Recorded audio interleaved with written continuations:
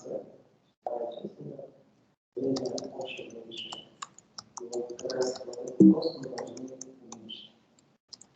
week number 10 and group 3.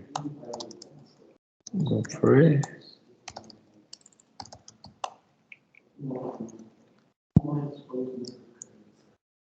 Okay, the first example.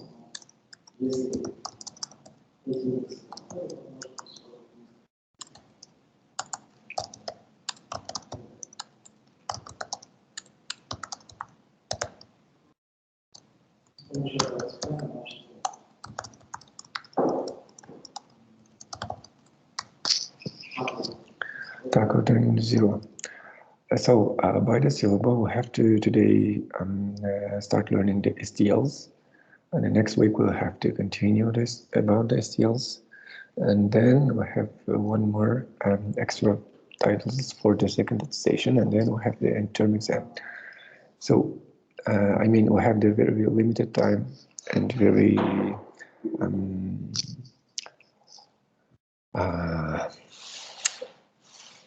little bit complex, and for the understanding, a little bit complex titles, because they are the already implemented functions, and they have the very different already implemented functions that you have to remember how they will be appeared and how can you use for the solving problems. And today, that's why we are starting the so-called title called STLs. STL stands for Standard Template Library.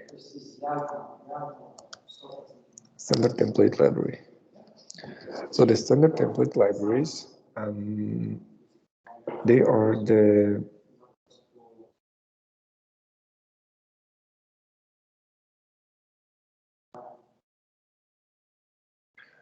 standard template libraries, they are just a list of already implemented, the standard template libraries already implemented algorithms, containers, functions, and iterators. For you, they are already implemented. You can just import them like an IO stream and use the logic for that. So-called STLs will be inside of the C++. So we will start learning the containers, so the algorithms, functions, and iterators also will be covered in this course. So the algorithms will be in the next week, so we will see some of the algorithms and functions. Today we have to start from the containers. For the containers, I want to show this picture and start learning from this picture. So the first line, it's just a simple array, one-dimensional array that we already know. It's an array with the size of 5. So integer array with the size of 5, which means 5 cells will be occupied, and in that cells you can store the integer values. So this one is clear to everyone. So the next collection, which is from the STL, from the standard template library, which called vector. So the vector, it's just almost the same container as our array, which is horizontally located like this. So imagining like should be the same as like an array. But the key point here is the size of this vector can be changed dynamically. So if you are creating the array like this integer A5, after the creation, you cannot change the size of this A. So it can only store as maximum 5 elements. But the vectors can be changed dynamically. This is the key point, and this is the difference between these two collections. So static size, dynamic size. Okay, so inside of this, all starting from the second one, they are called STL containers. All of them dynamically sized. So we don't have any fixed size, and it can be changed and added anything else for the storing the data. But each of them will have their own logic, how the data will be stored in that containers, and so on. So the vector is very simple one, which is very almost closer to the array, which is simple array, but the dynamic size. Next one is Q. Q is by the name, it can be clear that it's just a Q that you already know from the real life examples. Imagine that we have here some reception, and here I have the queue of people who want to enter to some building, let it be. And the first person comes here, second person here, the third person here, and if the new person comes in to the queue, it will sense at the end of our queue. And if the receptionist is ready to check the persons, in that case, will come first person who comes to the queue at the first step. So the first coming person will be also check it and pass it to the next step, also firstly, which is this abbreviation will be the logic of the queue. It stands for first in, first out. In other words, who comes first, that person will be checked and registered, or something else will be also first. This is the logic of the queue. Next container called stack. About it we already discussed in previous lecture when we are talking about the recursion. So stack is also one of the containers here, but about the stack you can think about it like a vertical box. If all other array, vector, and queue, they are imagining it like a horizontal container. For clear understanding about the stack, you can think it like a vertical box. Vertical box which can store the data. One by one, you can add the data, but only from the top. For instance, if the stack is empty, after adding the two stands here. And after that, if you are adding from the top, the number 3 from 3 stands over here. And then 4. For instance, if you are adding the new item like a 5, 5 will be over here. And the logic of this stack is like this. And after that, if you want to get the data from this stack, you can only take the data from the top of the stack. You cannot get the 2 if you have here the values. And this is the logic from here. LIFO, which is last in, first out. So the last in our case is the 4. If I want to take the data from the stack, the 4 comes firstly. And this is the logic. And you have to remember about this abbreviation, and you can also compare them with each other. Next one is set. Set is almost the same like a vector, but we have some rules inside the set. First of all, set, it's a container which can store only the unique numbers. We have inside of the set 1, 2, and 5. After that, if I want to add the data to the set like 10, it will be added. If I want to add number 5, it will just skip it. It will not give the error, but it will just skip it. Why? Because 5 is already in set. From the discrete math, you already know about the sets. So sets can store only the unique numbers. In the discrete math or in algebra, you already discussed about it. So those knowledge that you know from the math, from the discrete math, they will be the same here. So the set can store only the unique numbers, firstly. Second ability of the set is when I'm adding the new item, and all other data inside of the set will be sorted in increasing order. For instance, if I'm adding the -1 here, -1 stands before before this one. If it's a -10, -10 will be before this one again. So the data will be sorted in increasing order. And last one is map. So the map is map consists from these 2 columns. First column is a key column. Second one is a value column. Creation of the map is like this. About the creations, we'll discuss it a bit later. So the keyword vector and the data type integer, and the name of the vector is v. Same thing for the set, integer and s. Map, and inside of the map we have here the 2 values, 2 data types. First one is the data type of the key. Second one is the data type of the value. So inside of the map, you can store the list of students with their points. So let's imagine you have the list of students, so the student names, and as a value you can store the points for the, let it be for n term. Student 1 earns 15 points, student 2 65 points, student 3 is earned 14 points. And inside of this map also we have the list of rules. First of all, key column cannot be duplicated, which means student 1 here and student 1 should be the unique inside of this keys column. We cannot add new column with the student 1. If we are adding the new column student 1, it will just update this value and that's it. That's why key column will not be duplicated, but the value column can be duplicated. For instance, student 1 earns 15 points, student 2 also earned 15 points, and it's a valid value. It's a normal value. So in other words, you can think about the map like first column, key column, it's a set. Second column, it's somehow the vector. So you have to take this vector and this set, put them together and put the verticals on, and you will get the map as a final. So you can remember the collections logic like this. So today we have to talk about the vector, set, and map, and other collections will be discussed in the next week. So that's why I want to start from the vector. First of all, for using these STL libraries, you have to include them.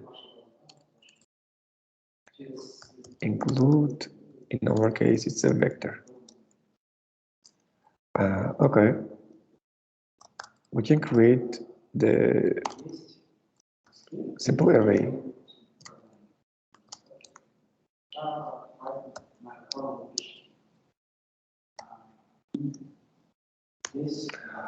Simple array, and how can I create the vector? Vector created like this.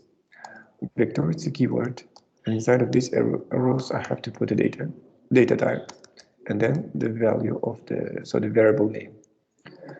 After creation, I want to put the data. I want to add the data to the vector. So you can think about it like this. So I have the list of boxes, so the list of some things. So the function called pushback. Inside of the vector, we have the function called pushback, which can be used for adding the new item to the vector. Would that be the for, which means from the right side, it will be checked, and it will be put to the leftmost empty cell. In our case, it's for here. I'm adding the new item. That will be the 2. 2 also will be checked from the right side and put it over here. Adding the -5, it will be also added over here, -5. And 10. 10 will be over here. If I'm adding the new one, it will just create the new one dynamically, and it will add over here 10. It depends on the task. So the key point is, so here you cannot do, for instance, fifth element equals to the something, because we don't have any fifth element. We have only the last index is 4, which is the static size. Dynamic size. Dynamic size means you can add again and again using the pushback. For sorting the vector value, you cannot do the such like option, because if you run this code, you will have the error which says v, just like this, you cannot do the action. As we said before, vector is almost the same like our simple array. That's why we have option the square brackets. So the counting the value using the square brackets, and once ABB, and as you can guess, it's just the first element of the vector. If it's a 1, it's the next element of the vector, and so on. Using the indexes, you can do the actions. And we have the function called vsize. What does it mean? By the name, it can be clear again that this is just the size of the vector, which means the number of elements inside of the vector. So if you remove this one, you will have the 4 elements inside of our vector. Okay, size is also a key point. So if we know the size, and if I can access to the elements using the square brackets, in that case I can write a for loop. Integer I starts from 0. I works until the v size, it's the number of elements. And I++ inside it, I can do the vi. And C++, and you can run it and print out. So the size is here, which is a 4. And using the 4, we have here the elements of this vector. So concurrently, inside of the vector, we have the one more function called add. Add function will do the same thing as our square bracket, but we have a little bit difference. For instance, I'm showing the difference here. So I'm showing like a vector 0 and vector add also 0. And if you run the code, you will have the same result. Okay, this can be clear. So the add, it's the same thing as the square bracket. But if you run the code like this, if you run the code for the vector with the element of 100, but we don't have any 100th element here, in that case you will have the 0 as a result with the square brackets. But in using the add function, you will have such like an error, because add function will check the value that is should be set at here. So it's up to you. It depends on the task. It doesn't matter if you are accessing to the not existing index at the vector. So in that case, you can use the square brackets, which is commonly in our case in all other our problems. It's enough to use the square brackets, because square brackets almost we're only using the appropriate indexes. That's why it's enough to use the square brackets to show the output of the vector. Okay, let's continue. So about the vector, pushback, size we already discussed. We have number of, so let's remove all the things over here. So we have number of functions. So until the end of today's lecture, we will discuss the container and show the very commonly used functions inside of this container. Okay, besides it's clear for you, we have the function called clear. Clear. What does it mean? If you run the code, it's a second example. It means clear will remove all the data inside the vector, and it means size becomes as 0 and for loop will not be started. And we have the one more function called vEmpty. vEmpty is just a Boolean function which will identify do we have the data inside of the vector or not. Currently we are clearing everything inside the vector, and empty will return the 0. So it says our vector is empty. Oh, sorry, it will return the 1, which says our vector is empty. If I'm commenting this line, which means empty should return the false because I have the data inside the vector, and it returns to 0, which means empty returns 0 or 1 depending on the content of your vector. It depends on you. So let's immediately show the removing the elements from the vector. So for removing the elements from the vector, you can use the function erase. Before erase, you have to talk about, so before erase, we have to talk about the begin and end. Okay, let's move on. Third example, one more function, v.begin. About these functions, we already discussed when we talked about the strings. So not begin, it's a front, sorry. Oh, not for, it's a front, yes, and back. Front and back with CPP, and if you run it, you will have the first element of the container, so of the vector, and the last element of the container. So these functions we already discussed when you are talking about the string. I think it was in a fourth or fifth week lecture. So we can do it manually. So we know that the front, it's just the first element, which means like this, vector 0.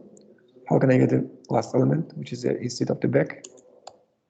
Using the index, how can I do that? Any ideas? Size -1. Yes, perfect. V size -1, it's the last element. And after that, you have to understand that these functions created for you, and it's up to you. You can use them, or you can use using the traditional method like indexes and size -1 to identify the last element. It's up to you, okay? And we want to continue showing the examples. Front, back, and now time to the begin and end. So before just showing the begin and end, I want to do this just like action.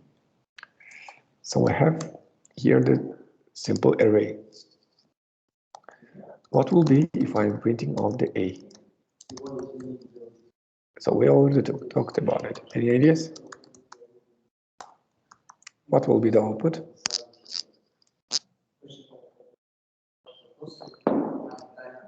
Guys? First element.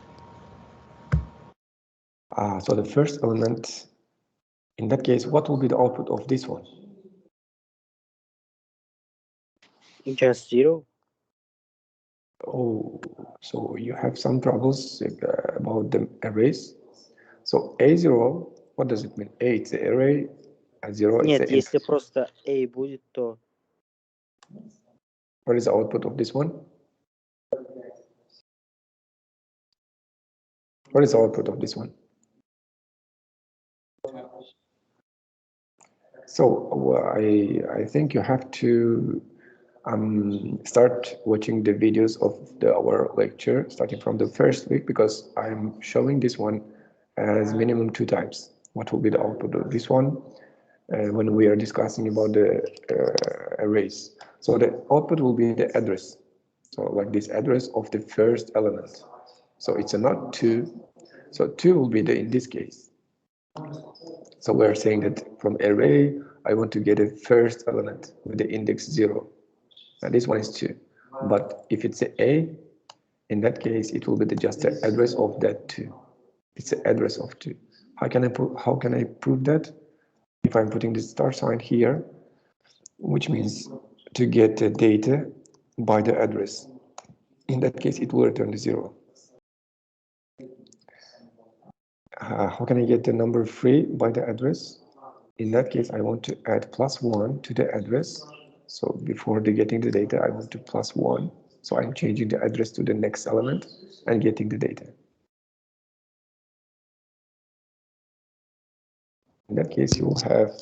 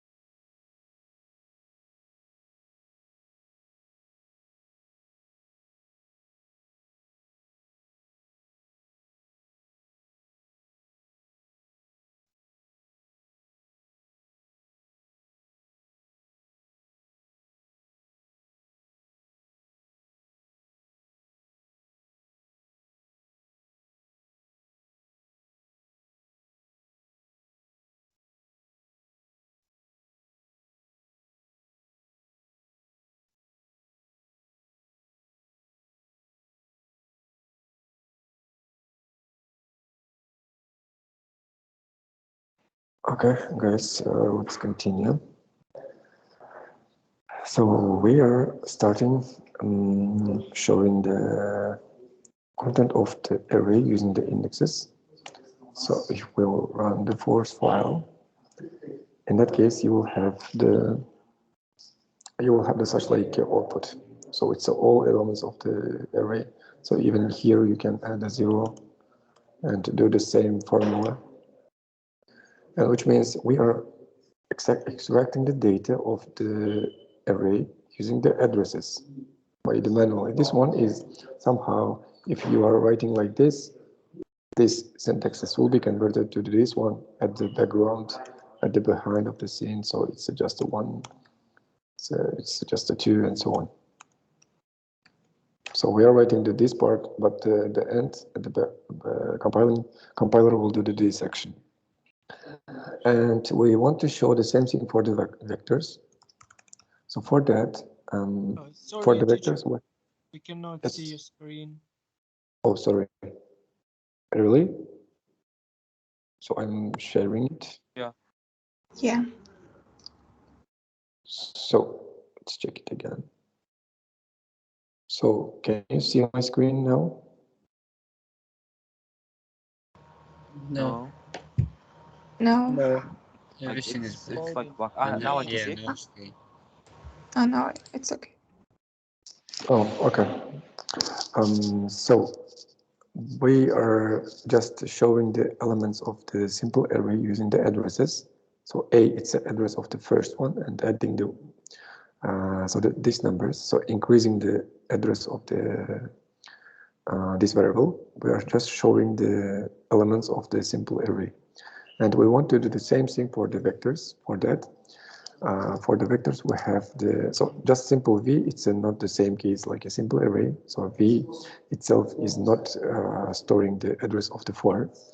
For getting the address of the for, we have the function called begin. So let's close and comment these lines. Begin, it's an address. That's why I'm putting here the star sign to get the value of that address. So which means if I'm running it, it should return the 4, this one.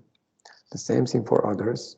So +1, +1, and +2, and 3. And after that, you can see that this those numbers is a list of the vectors, the value. So you can do, we have the begin function, which will return the address of the for. Even we have the function called end. And it's just a link to the empty space after the last one. So end function will store the address of this cell after the last element of the vector. When we are pushing back the new item here, for instance 12, 12 will be pushed to the end position, so this end position, and end will be changed to the next empty cell. And this is just a key point. For instance, end -1, so v end -1 will be the same value like a 10. It's the last element. So end, it's a link to this one. -1 is the last element. So we have here some explanation picture. So we have the vector with these numbers, and we have the indexes here, the 0, 0, 1, 2, 3, and so on. And here we have the addresses. So begin will return the address of the first element, and will return the address of the empty element after the last one. Okay? So that's why if we end -1, it's this address. It's the address of the last element. That's why when I'm doing the v and -1, it's the address of the 10. That's why the 10 2 times occurs here. Begin +3 also 10, and -1 is also 10, which is the last element. Okay, this one I think they're clear to everyone. And we want to continue learning. So showing the examples. So to begin and we want to copy the printing out the data here. Okay. So about the sorting, so we have the sort function. About it we already know. For sorting this array, we have to do like such like operation, isn't it? So a and a plus 4. About it we already know. A, it's the address of the first element. A plus 4, it's the address of the empty element after this, isn't it? Because we're adding the 4. If a links to this one, plus 4, it's this one. Why? Because sort function will take the two arguments, and the first argument includes, and last one is not included.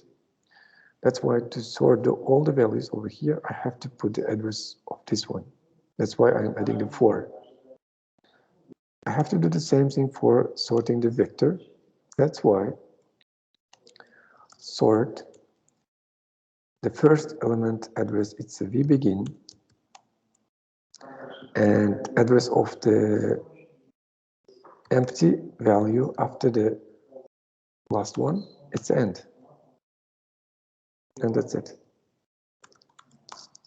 5 CPP, if you run this code, you will have the sorted array, so the sorted vector values by the increasing order by default. So the end and begin, you have to understand that end is not included, and it's the address of this empty space. That's why sort will take all the values before the empty space and sort them. Okay, let's extend this code. So what we want to do, we want to show the extra argument for the sort function. So sort function by default will sort your code, sort your array or list of items by the increasing order. But this logic can be changed by you if you can create the function for that. Function should be Boolean type. A Boolean type, it's a comparable function, and depending on the data type that you want to sort, in our case it's a list of integers. In that case, you have to check and you have to compare two integers, a and b. If a is greater than b, in that case I want to return true. Otherwise, I want to return false. So this is just a simple function which will identify is the first value is greater than second one. So this function can be passed as a third argument to the sort function. Pay attention, I'm just writing the name of the function. If you put the parentheses here, it will be the incorrect. Why? Because if I'm calling the function separately like this, so it might be for instance, like this, it might be the correct. But when I'm passing the function to the other function, because sort is also the function, in that case, you have to just write the name of the function, and that's it, without any parentheses. What does it mean? So we're saying to the compiler in the 22th line, so please use the sort function, which is already implemented. So starting position of my values starts from here. It's the address of the 4.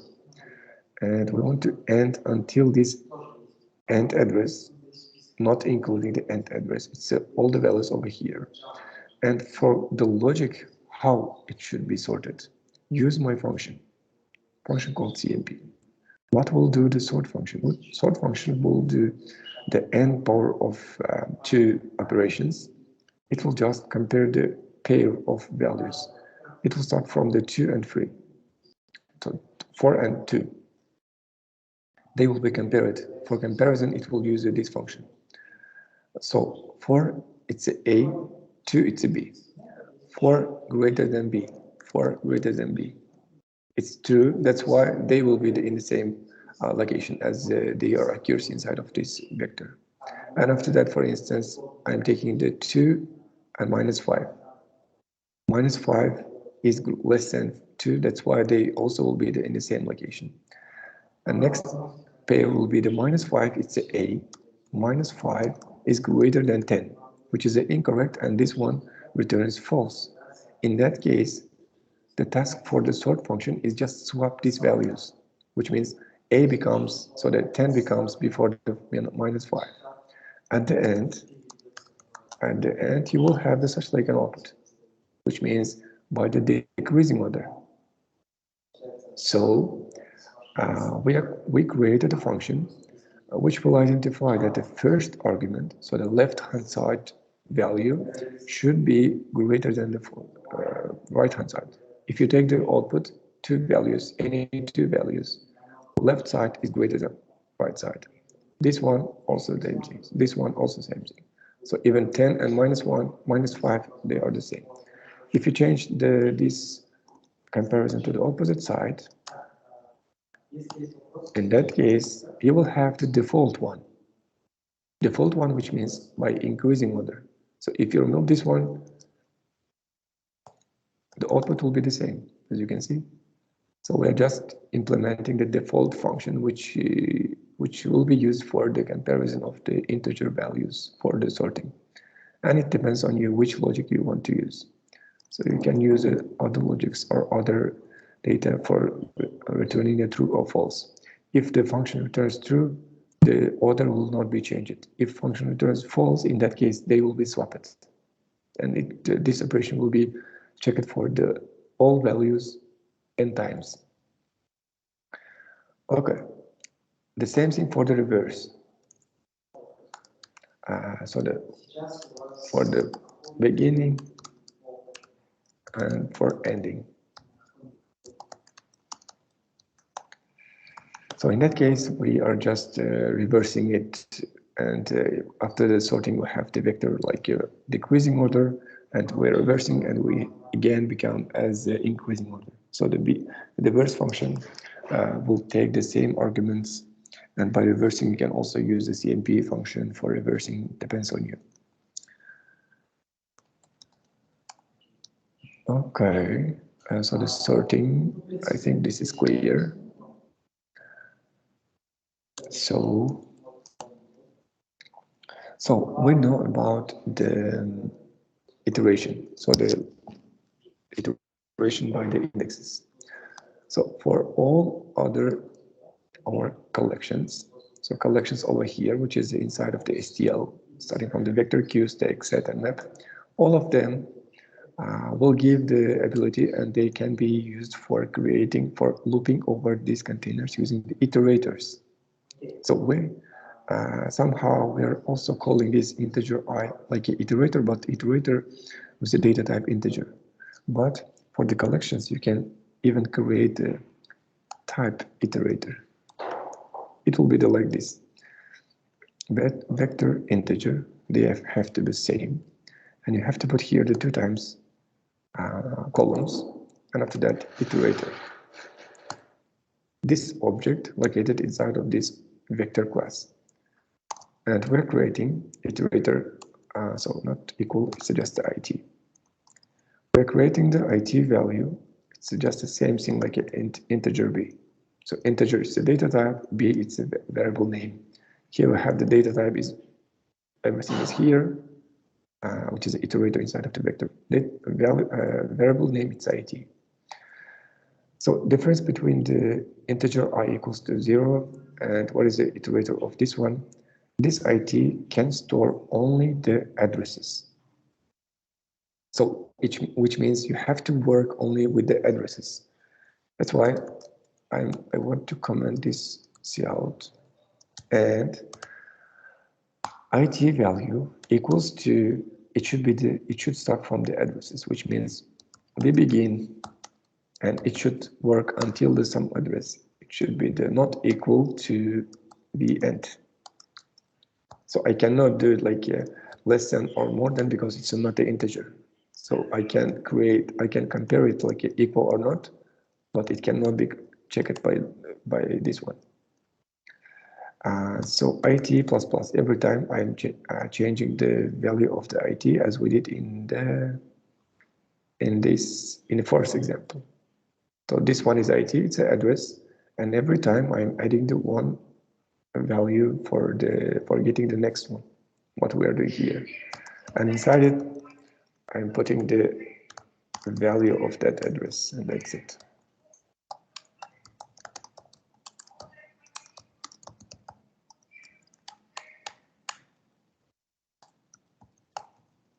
So, seventh example. As you can see, we have the same result as we did in using the indexes. So it will just start and finish showing the values inside of the vector. So there is a question, why I have to write such like a complex code if I can use the indexes one? So the answer is simple. So only the vector container can be written in using these two types of the looping over. So it can be used using the indexes. It can be shown the values of this vector, values of the container can be shown using the iterator. But for other containers like a queue, stack, and set and map, they don't have any indexes. What does it mean? So you cannot write like such like a code for other containers. For other containers, you always have to use the iterators like this. That's why we are showing the example here, but it's up to you. You can use the iterator, but if the problem statement in the exam time, if the problem statement doesn't mention about the using the iterators during the vector using for the vector task, in that case you can use the index one. So that this second one. But again, for the other data collections like a queue, stack, set, and map, always you have to use iterators. Okay, that's why we are showing here the example that for the vectors also you can do that. So iterators, erasing, we already know the cleaning. So given data, and you have to read the data from the. So let's remove the everything here. So given n and int values, which means for most problems, we are giving the input like 4 and 4 values. So these values for the simple integer, so for simple array, you can read those data and work them. If the problem statement says you have to use a vector, you have to identify how can you read the data and store them inside of the vector. So integer n is a number, our number. So we are reading this integer n. After that, we can start writing our for loop for that integer. And inside it, for reading the number, I'm creating here the a variable. I'm reading the a, and every time after reading the data, this 1, 2, 3, 4, 5, I want to store them in the vector. For that, I want to create a vector here before the for loop, and after that, I want to push the read data to the vector. Every time it will be updated and push it to the vector. This one is just reading part. After reading part comes in solution part. After the solution part is output part. Output part will be the same as before. So like a v size, I plus plus, and vi with the spaces. And after the for loop, I want to print out the end. It's an 8th example. So 1, 2, 3, and 4. And that's it. So this one is just a frame. How can you work with the vectors when the problem statement says that you have to use a vector, but it depends on the gain on the from the problem. So the nice example. Next example says it's a just simple problem. Simple problem which says infinity given numbers stop when it equals to the 0, which means we don't have any n. So in the previous example, we have the n, which is the number of elements which will be entered for the program. So that's why we're writing such like a for loop.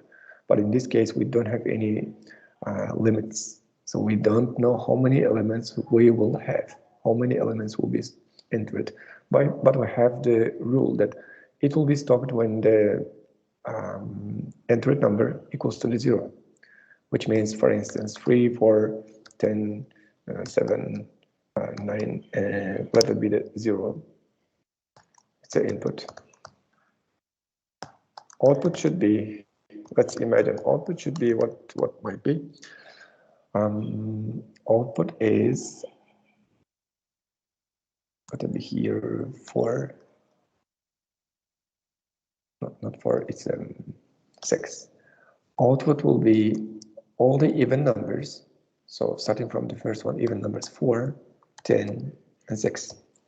All the even numbers, but they have to be sorted, which means they have to be outputted like this. Okay, so this is our rule, and the statement looks like this. I'm entering the again and again numbers, and the program should stop when I'm entering the 0, and it should remember all the numbers that was entered and print out even numbers in sorted order. I think the problem is clear to everyone. So for reading the numbers, I'm writing the integer n. And when the problem says we don't know how many elements we have, in that case, always, remember, always you have to write the infinity loop. It might be the for loop, it might be the while loop, it doesn't matter. That's while loop, while true. It's an infinity loop. So inside of the infinity loop, I'm reading the data. So I'm reading the number, and for checking the finishing point, I'm immediately checking if n equals to the 0. In that case, I want to break. What does it mean? I want to finish this infinity loop. So if it's not equal to the 0, which means we have some number, our output should be listed only the even numbers. That's why I'm checking for the is it even or not, which means n divided by 2 equals to the 0. So I identified that this was the even number. So in that case, I want to remember that number. For that, I have to create here the vector with the integer, and I'm adding the vector push back the number n. I'm adding only if the number is even. And repeating again and again, we can see out here the some message. Enter the next number,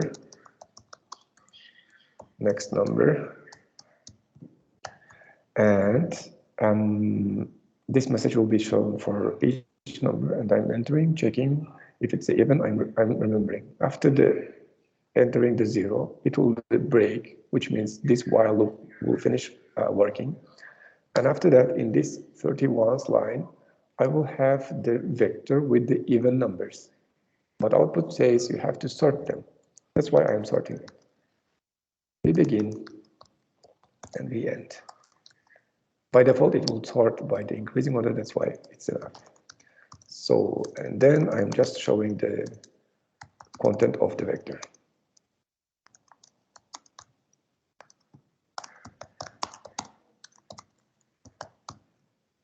So the spaces here, space here, and see out in the handle here. So, okay, let's try to run it. Nice example. I'm entering the numbers again and again. 10, 7, 6, 9, and 0. After the 0, it should print out the output. As we expected, even numbers in increasing order. The solution you have to try to understand, and if you have questions, please take a note. And at your home, you have to solve the similar problems to prepare yourself for the exams. Okay, I think the infinity loop is clear to everyone. So here's the example with the numbers. So let's take this one. we don't need to this function. Okay, this one can be also removed.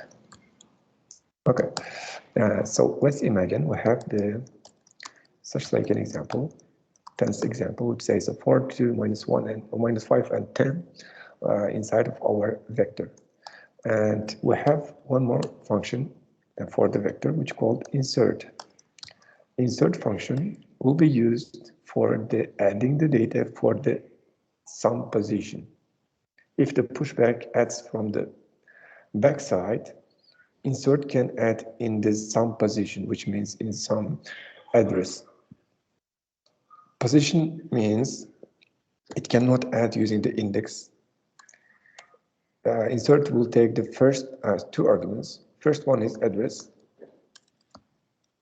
Second one is value. The value that should be added to the address. So address will be, we begin +1, let it be the +1, and the value let it be the 20. So if you run this code, you will have this such like an output. What does it mean? We begin, it's the address of the 4, +1, it's the address of the 2, and I'm saying insert to this address number 20. Number 20, but it shouldn't remove anything inside of the vector, which means rest of the vector will be shifted to the right side for one position. As you can see, 2, 5, -5 and 10 shifted to the right side. It will just open the space for the new item in this position and add them, and without any changing the other values. This one is just a function if the program statement requires for using this such like operation, you can use this function. Okay, it's time to the break. Questions from your sides? Any questions until the 10th example? Please raise your hand and ask the questions. Yes, Asghar. Could we back to 7 CPP? So 7, yes. I didn't understand this 23rd line. It means that we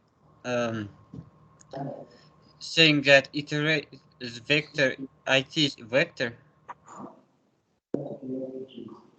So if I'm understanding the question, so 21st line, we have the empty line. Yeah, So I think there is 33. 33 here, 23. Oh, yes, yeah. Okay, so 23 is just a line where we are creating the simple variable.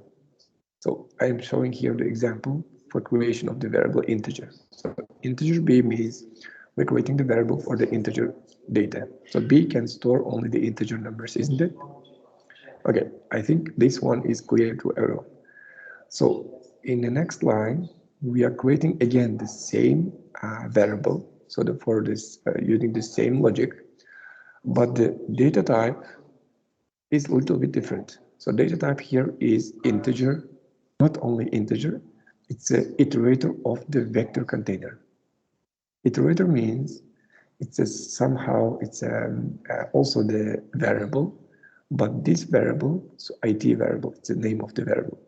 It variable can store only the addresses. So we begin, it's the address of the 4.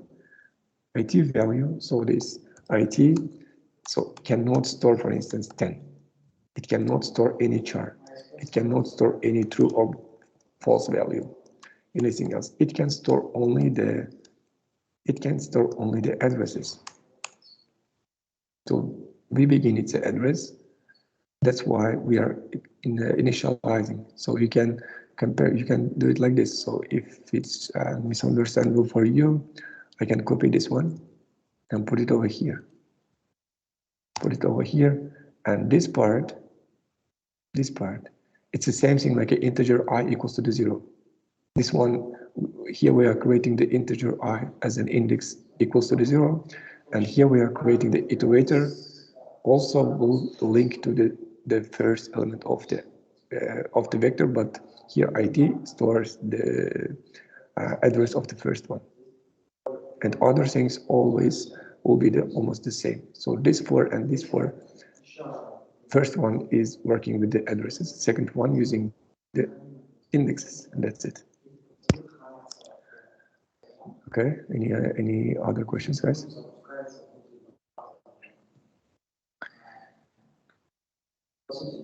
So is it clear about the iterator? So why I am creating before the for loop? Because if I'm creating inside a for loop, it might be a little bit mixed and it cannot be understandable. That's why it's recommended to create before the for loop, and inside for loop we'll have a little bit less lines of columns. Okay. Any other questions, guys? Any other questions? In other language questions in other languages, guys? Oscar, please. Maybe back to TensorPP. Yes.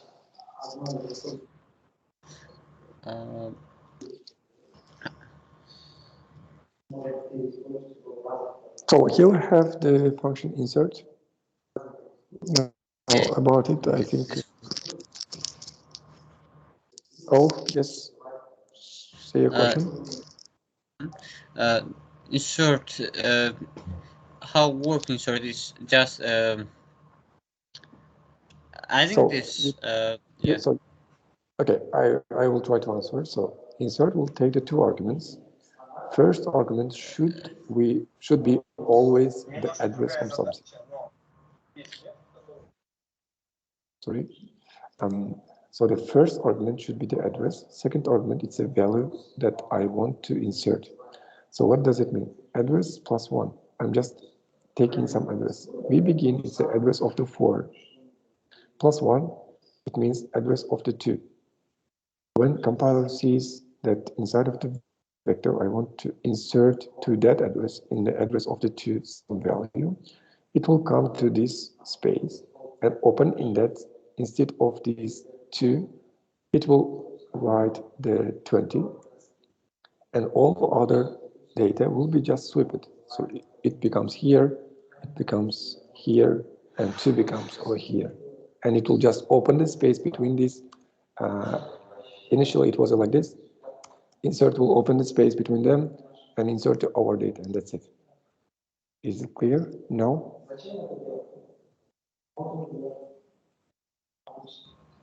So, Oscar? Yes. Thank you. So I'm just adding the address. So compiler will identify the address, open the space, and add our data between them, and that's it. So that's why here we have the such like output. So, any other questions?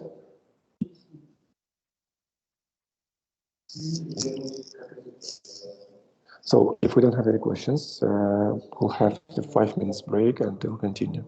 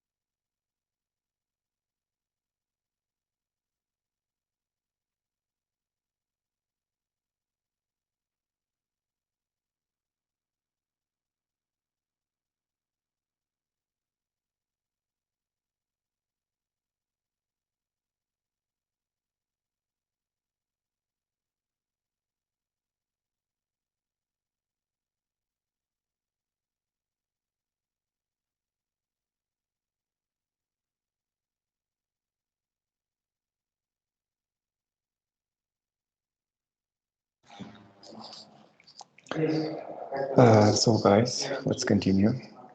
So we already finished about the vector. So we want to continue learning the steel containers, and we'll continue with the sets. As you can see, as you can see inside of the set. So guys, can you see my screen and hear correctly? Yes. It's okay. Okay. So inside of the set, as you can see, we have the very similar and very common functions as we seen in the seen inside of the vector. So for using the set, again, you have to include the set library, and the name obviously will be the same. And set creation of the set might be so that will be the almost the same like a vector. So the frame will be the same. S. For adding the data to this set, I will have to use the function insert. Insert was a bit of free. Insert 10 to 5, again 10, again 3. Okay, what we can do with the S, we have the function size. The size, it can be clear that it will return the number of elements, 4. Why 4? Because we have 4 unique values inside of the inserts, our inserts, that's why it's 4. And for showing the content of the set, we don't have any indexes, so you cannot access the data using the indexes. That's why it's time to use the vector, the set iterators. So integer 2 times colon and iterate at equals to so you can create at and write the for loop, or you can even do it inside the while loop. If it's a while loop, you can immediately assign it to the as begin. So the begin and end, it's just the same as vector. They will return the addresses of the first and last element. So it over iterator will start from the begin, then while our it value variable not equal to the s end. Oh, sorry. So s end, while it's not equal to the s end, I'm showing the value of it, and it will be increased by 1. So in that case, you will have the output like this. So it says 2, 3, 5, 10. So say let's watch the inserting the values. So 3, 10, 2, 5, again 10, and again 3. And this 3 and 10 will be just skip it without any errors. They will be just skip it. It's the first point. Second point, pay attention that the order of the numbers by increasing order. So as we discussed, set of the logic of the set. 2 points we have. It should be the unique and it should be the sorted. So for instance, if I'm adding the number 1, in that case 1 becomes at the first position of the output. Okay, the size is 5, the output is 5. Output is 1. Okay, let's copy and do it in different size. So what else we have? So the same functions like a clear for clearing the data. So it will be the just 0. The same. Oh, sorry. The same thing about the empty. So just checking for the is there any so the any data inside of the inside of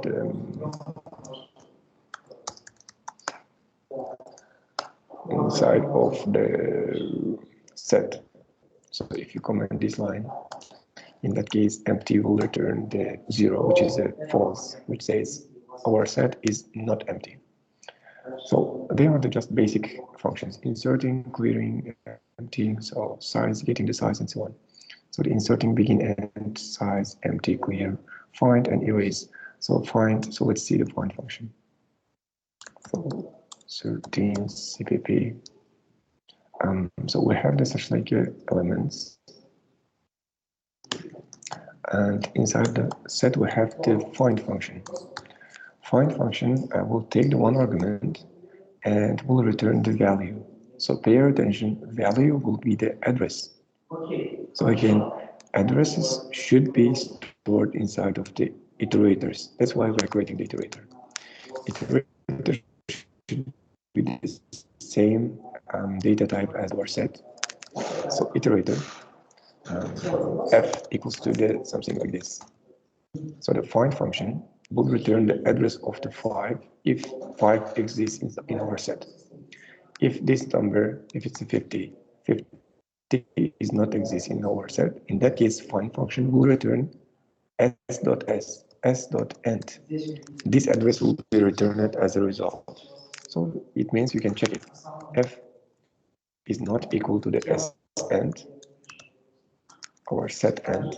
In that case, we found the value, which means cout found, and you can even show the value of the f and else, which means f equals to the s end. In that case, not found. Not found. So if you compile it, so the G++ 13th example. So it says not found because we have the 15 here, 15 not exists in our set. If it's a 5, it will say that it found and the value is 5. So this find function is very similar to the find function of the string. Okay, 14. Yes. So for just copy from the previous example, the iterating the data. For showing the in reverse, so this one, so let's remove this one. 14 CPP. So you can see that we are just showing the is in increasing order our added data, and there was the question from the previous group students: how can we show in reversed order? So how can we start from the 10? So we have the two options. First one, starting from the end, every time decreasing the IT value. Second one, we have the, for these situations, we have the specially addresses which starts from the R begin. So R begin, it's a reversed begin. In our case, reversed begin is the address of the 10. For that, R begin should be stored inside of the not iterator. For that, especially we have the reversed begin, reversed iterator. So the reversed iterator can store only the reversed begins. So here again should be the not end, it should be the R end. So you can think about the reversed begin. So begin returns the address of the 1. Reversed begins the address of the 10. And in this case, we have to increase it because it will start from the last element, and R end, reversed end, will be the element before the 1. Before the 1, and it should start, and it should show the content of the file like this. And as you can see, starting from the 1 until the, so starting from the 10 until the first element. It's just the reversed version of the set. Okay, 15 CPP. So it's enough to the set, and we have to start learning the map. What is a map? So map, we already discussed that it should set the 2 columns map. For using the map, again, we have a little bit different creation. We know that we have the 2 columns. First column, it's a key column. Second one is a value column. And then the name of the variable. So this is the creation of the map. So comparing with the set or vector, they are almost similar, but here should be the two data types separated by comma. First one will be the key and second one will be the value. How can you add the data? You can add the data using just the square brackets, and let it be a equals to the 1. So not char, it should be the string a. It's a b, and it's a c.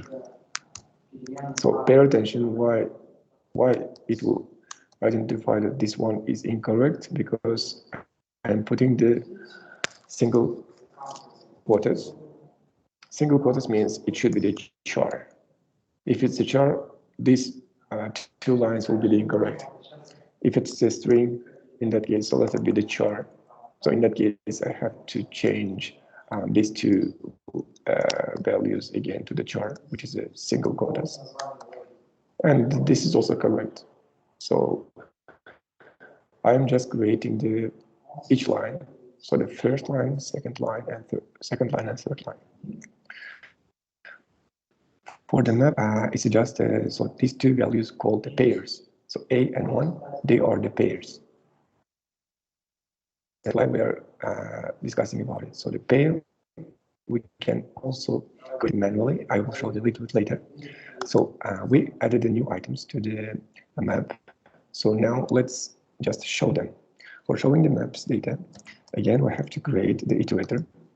So the char and integer. Iterator, it, it might be using the for loop, it might be using the while loop, it doesn't matter. So it's a for, if it's a while loop, it should be and begin while it not equal to the end, as we did in the previous sets example, while it's not equal to the m as n. So how can I access the first argument and second argument, which is a key and value? For that, you have the different options. So you can take the it, it's a one object, which is a pair. And we have here the first,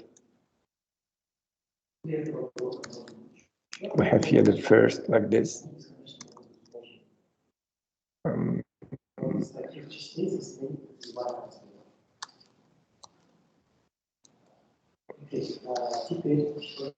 Let's check it. Second one is, let's put a space between them.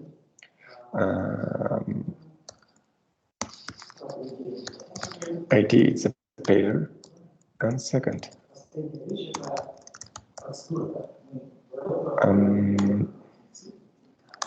So I think it can be also like this. So let's try to like this.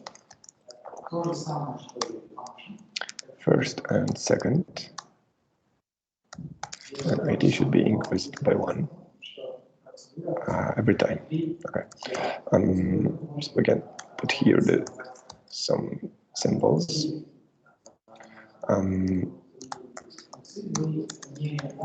15 CPP and wallet.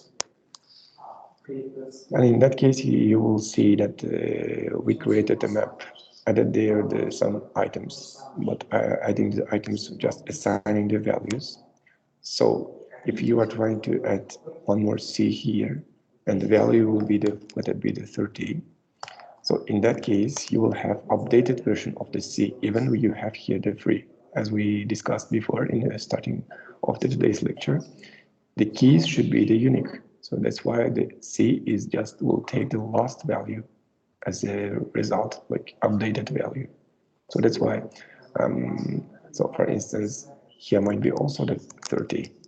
So the values can be duplicated, but the keys should be the unique. So as you can see here, values can be duplicated. So the iterator will be the same as before, iterator and begin, which is the beginning first element of the map. It will work until the end. So for getting the first, so the key column will be taken using this symbol. So the dash and this arrow sign. First, it's the first element. Second, it's the value. So like this, you can access to the values of the map. So let me see the one more element here. So this one is the first option, how can you add the item to the map. Second option is using the function insert. While you are inserting, you have to insert the pair. So what is a pair? So pair is should be the same like your value. For instance, C, D, and 4. So pair, it's just each element of the map. Let's open this picture. Each row of the map will be acted like a pair. Pair will have the key and pair will have the value. This is the first pair, this is the second pair, third pair, and so on. For adding a new item to the map, you can create a new pair and add it to the map, as we are doing now. So we are adding the inserting. So this syntaxes will create the pair for you, but here we are creating it manually. So we are saying insert pair, it's a keyword like a map, pair, char and integer.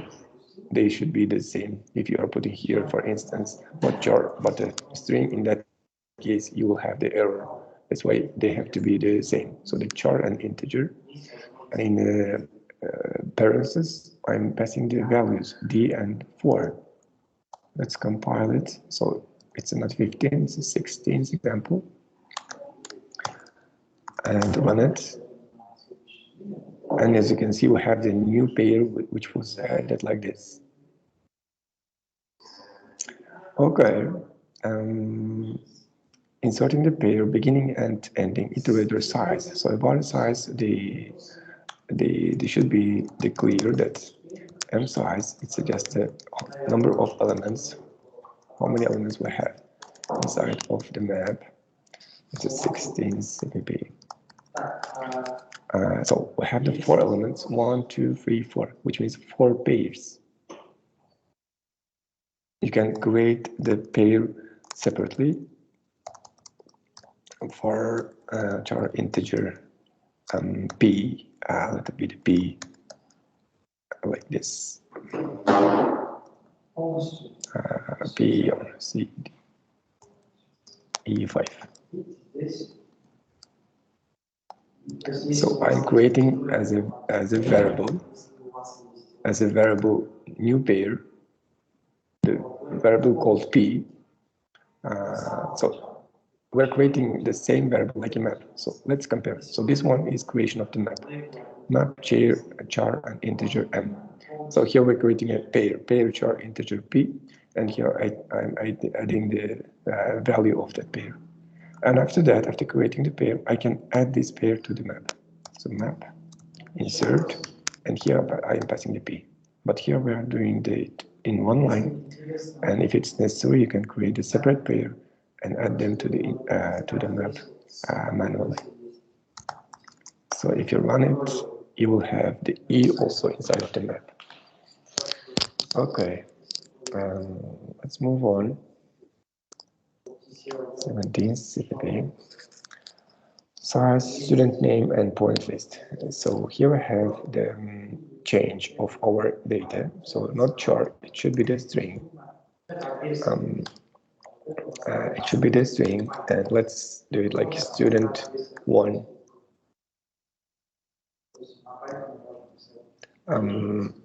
Okay, let's remove these pairs. Okay, student 1, let it be the 10. 2, 3, and 5. 3, 4. 15. Or so 35. Oh, for 3, 10, 2, or 7, a little bit like this. So we have here the map. The key is in our case, it's a string. The value is integer. It might be any data type again. I'm saying that just it's example. Let's remove this insert. So here should be the string again. So can you see if it's a char, it will be just say that char iterator cannot store the map with this pair star string and integer. That's why it should be the same.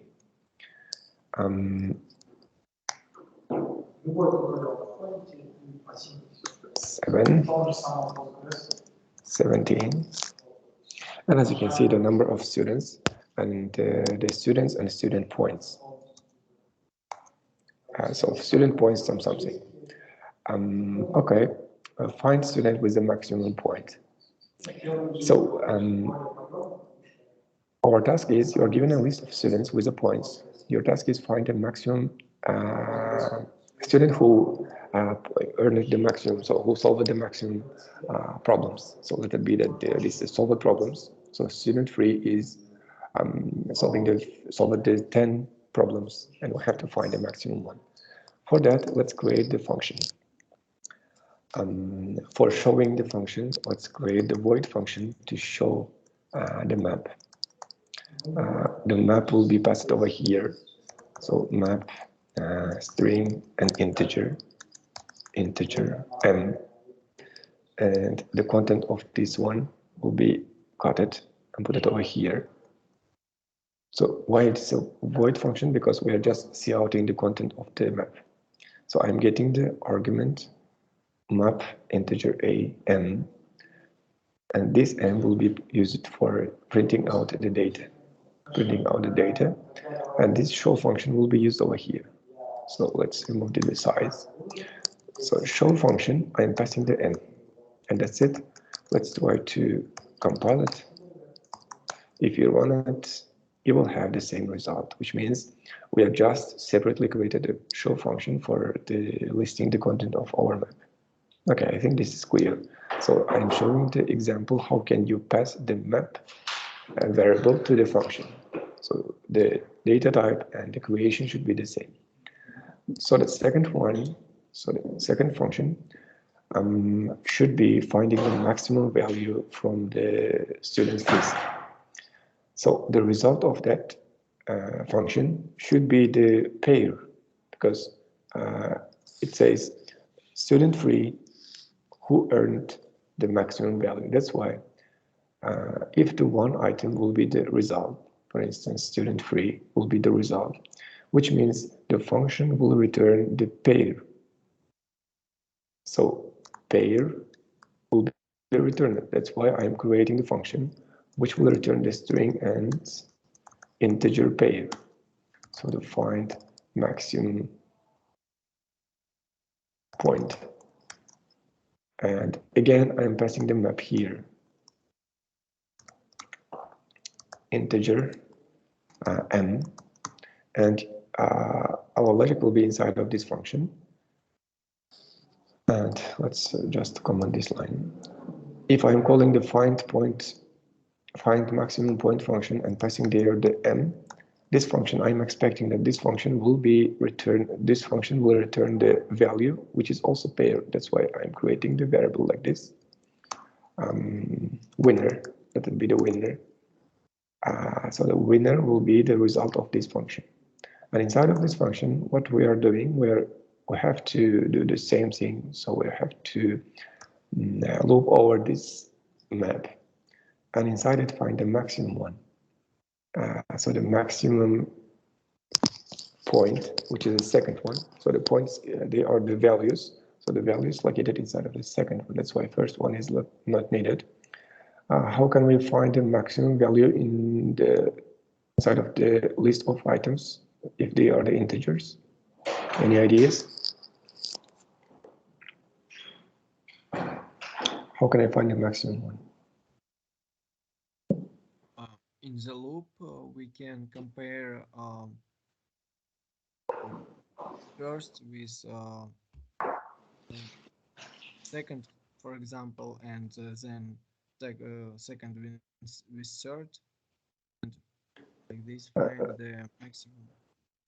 So there is a loop where I can loop over the map, and I have to somehow identify the maximum 80 second, which is the values. For that, I have to immediately create the maxi variable, which will hold the maximum value, and create a pair value to return, because I have to return the data. So here we're saying that returning part will be the pair. That's why I'm creating the pair with data as a result. The result. Okay.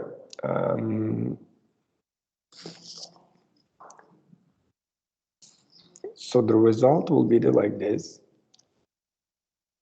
Inside of the loop, I'm checking if, so maxi value should be somehow assigned to some value. So if I am talking about the number of solved problems, so number of solved problems will be always more than 0. That's why if I'm starting from the 0, it will be the okay for you.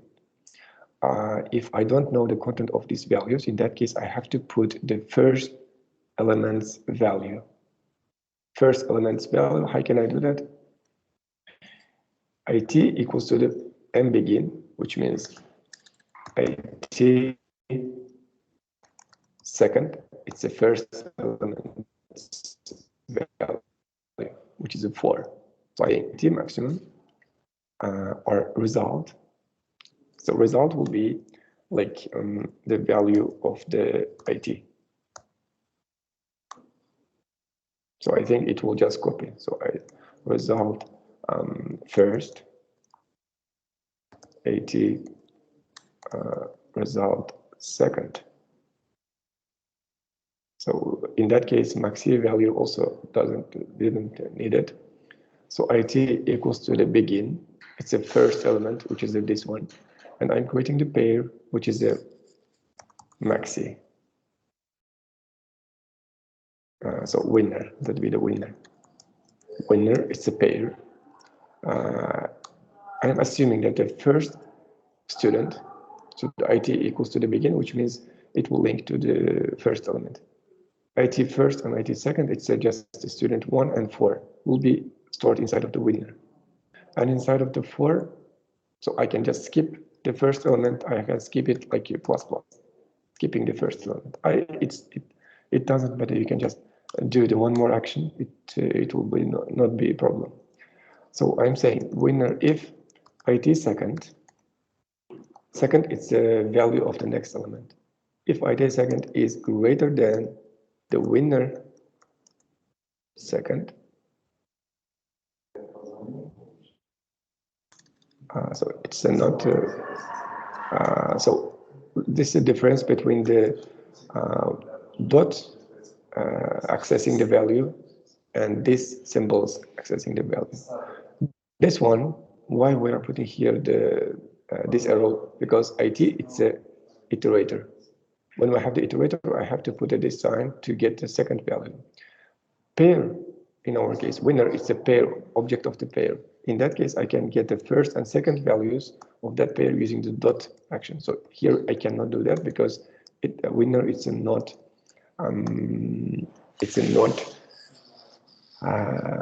address. So if it's more than IT second, if it's a current element of the winner is more than point is more than winner's point, in that case I have to update winner first equals to IT first, winner second will be equals to IT second. And that's it. I can remove this one. And after the while loop, after finishing the while loop, I can return winner.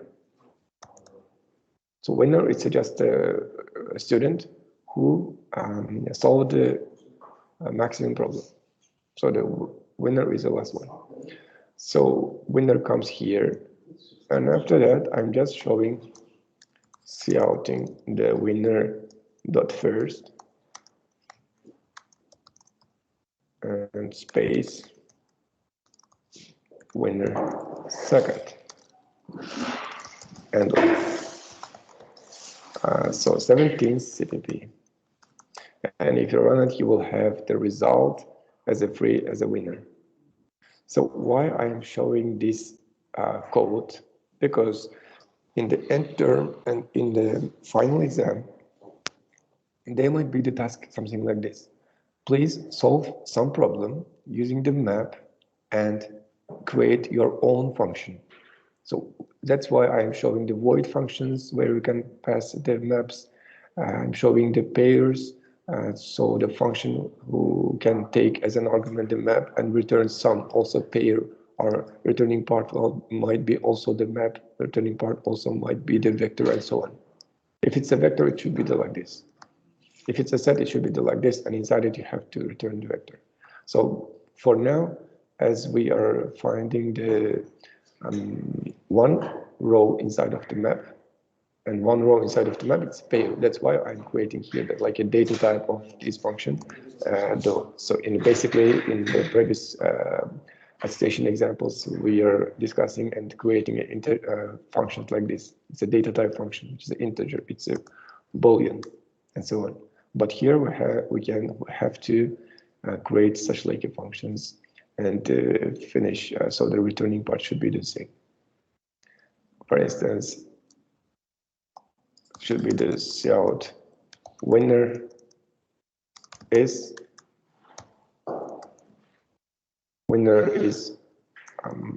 here, and here we have the handle and the results 17 CPP.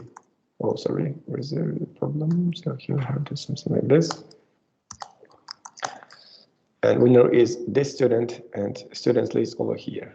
So the show will show the list of the students. Here we have the winner. So, okay. So all other types, all other items, I will just show the example in one file.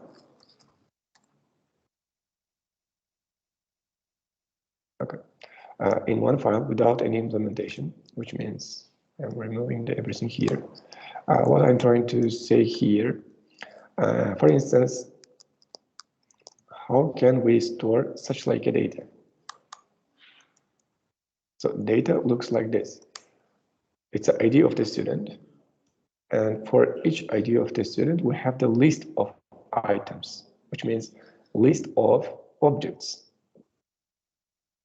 So any ideas? How can I create the variable to store such like a structure? Any ideas?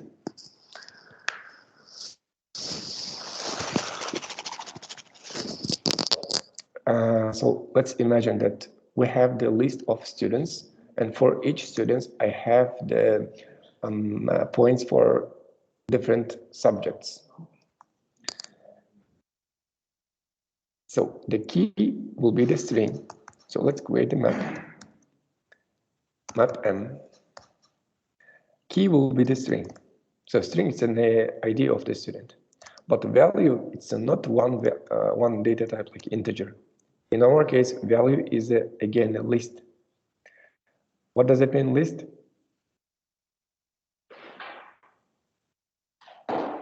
It might be the vector.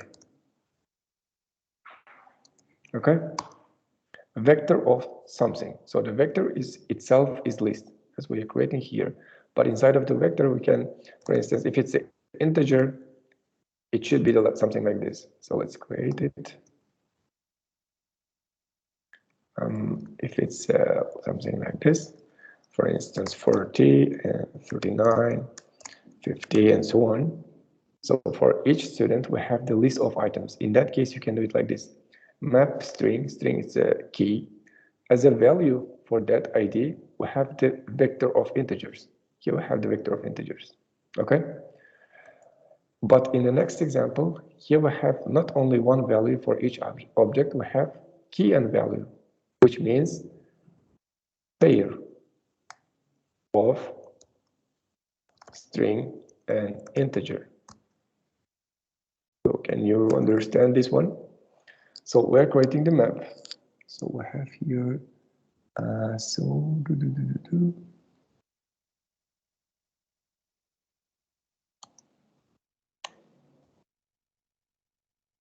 string vector.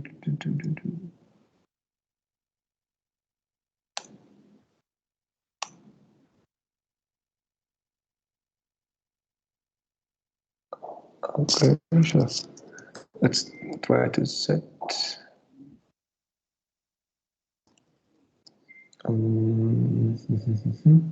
Oh, again, it should be the map. Why? Because map is just a list of items, in which will be the string and integer as a result. And it can be also the vector, but inside it we have, so you have the two options. You can create a map inside of the map, or you can create a map inside of the vector pairs.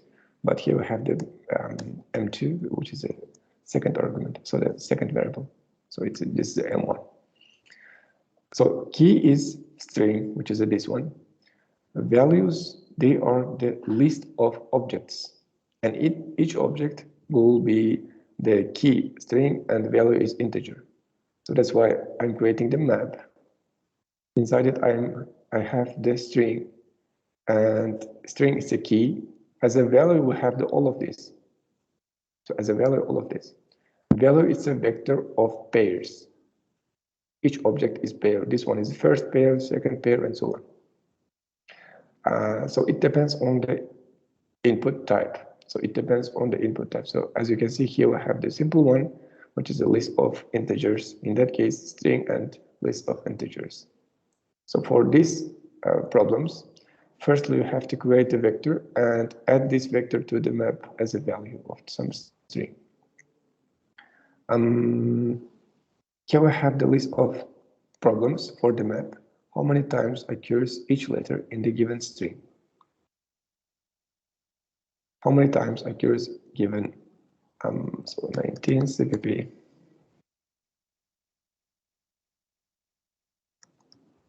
So problem is, how many times occurs each letter in given string? So you are given a one string. So seen as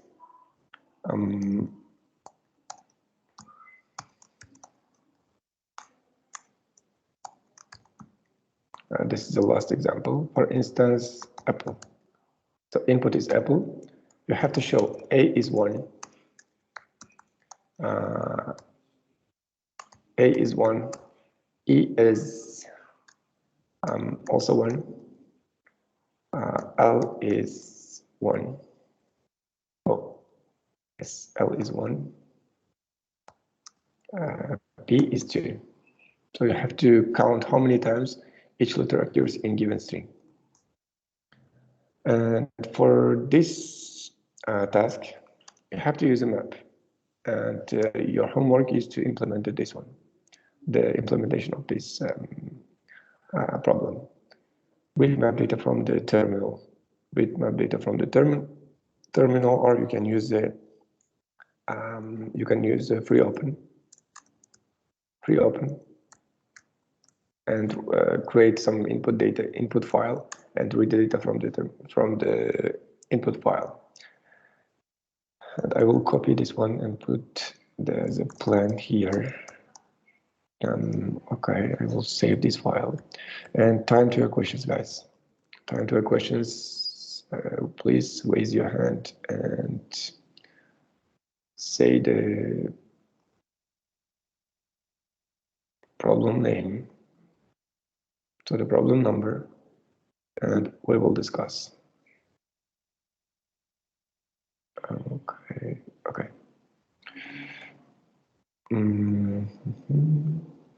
Okay, raise your hand if you have questions. Questions might be, again, in any language. I will try to answer. Guys? Questions? So we are discussing a little bit complex problems. So because as minimum, this one should be the not simple for all of students. That's why I'm waiting for the questions.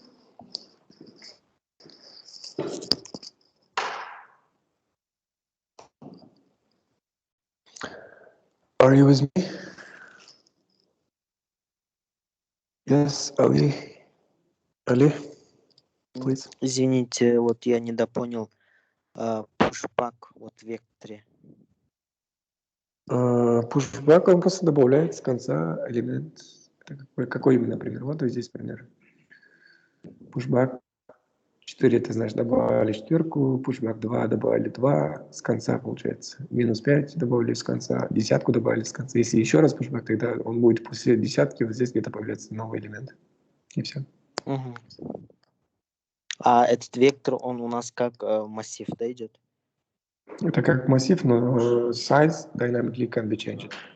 То есть для массива обычно мы указываем static size. Если массив создали там массив размер 5, мы не можем туда добавить шестой элемент. А для вектора как раз таки это меняется динамически. Вы можете в любой момент вашей программы добавить новый элемент в массив. Угу. Спасибо. Окей. Еще вопросы? Так. Еще вопросы есть? Так, ну, надеюсь, все понятно. Если после вот этих вот наших примеров, которые я загружу сейчас в GitHub. Так, минус n, j3, stl, vector, set, map. Я делаю push. Я загрузил все примеры. Там и есть фотографии, которые я показывал. Вам нужно будет дома пересмотреть все примеры и попытаться решить все задачи самому. И начать работу по лаборатории, чтобы подготовиться на экзамен. Окей, если вопросов нет, тогда, в принципе, заканчиваем. Всем спасибо, до свидания. До свидания. До свидания.